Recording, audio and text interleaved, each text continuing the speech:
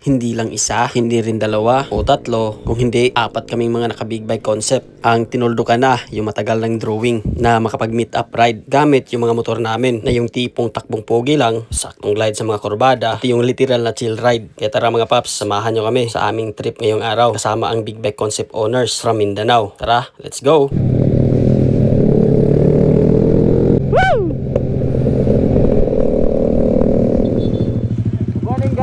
Ride to 955 with RR. Kasama natin ngayon sila sir all the way from Iligan. Shout out Team Achups. And sir, good morning. Yeah, sir, yes, from Iligan City. Alright, let's go. Takits ngayon sila Sir Ayan at saka Sir Elren. Kita-kits sa 955. Let's go. Si Sir niya yung nauna. Ayan o. Solid yung sprocket nya. Yung pupuntahan nga pala namin mga paps ay yung Route 955. So sa bungad pa lang ay mayroong 6 kilometers uphill na yung tatakbuhin ng mga motor namin. Given na malalaki na yung gulong namin, hindi na ganun katutulin yung mga motor namin. Pero yakang yaka pa din.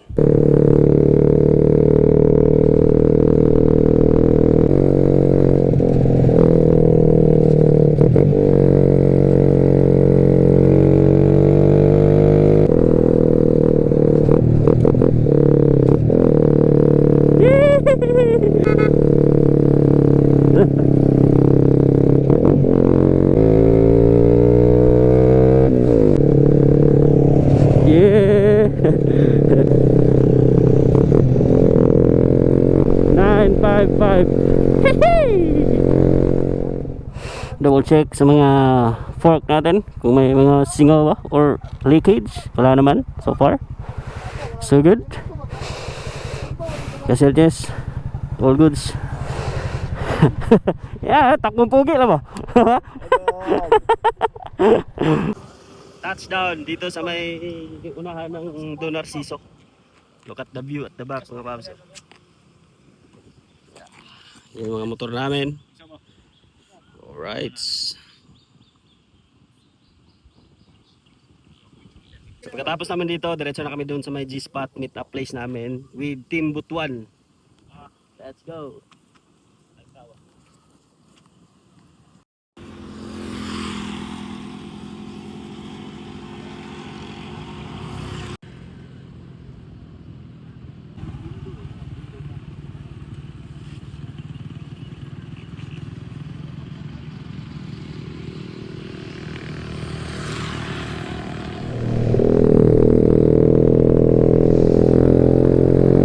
Mingaw!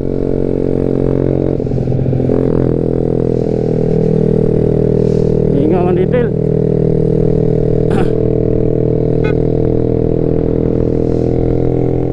Pagdating namin sa G-spot ay saktong-sakto lang din yung dating ng Boys of Butuan. Hey! Touchdown! Ito yung unit ni Sir Ryan. Sir Elren. Yan. Straight R6. Ito Ducati. Naka Pro Arm. Kita ulit kami. Yan kay Sir Yes at sa akin. Punta kami ng detail. Doon kami tatambay. Let's go! By the way guys, sa mga nag-iisip o nagpaplano mag-build ng big bike concept ay pwede nyo silang lapitan mga paps yung kasama natin dahil nagbi-build sila o pwede kayong matulungan nila sa mga concerns nyo regarding big bike concept build. Kasama ni Sir Jess at saka isa sa isang Aerox. At supa kayo eh. Okay kayo?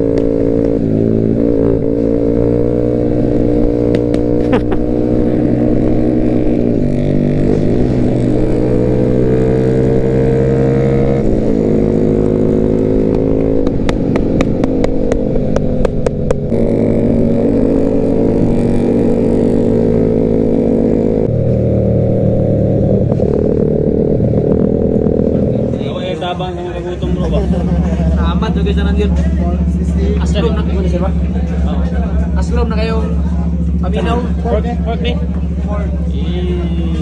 Thank you very much.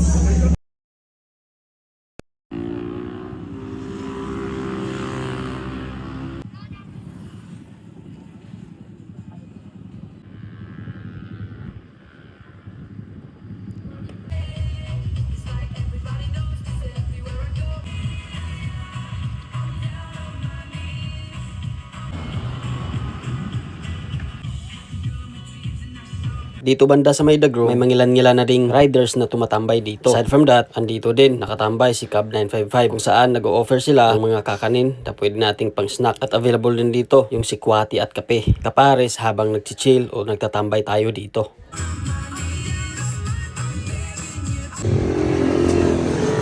Coffee break bago umuwi. Alam mo ng mga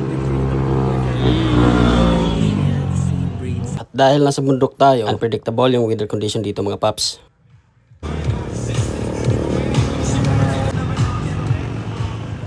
Tuloy na.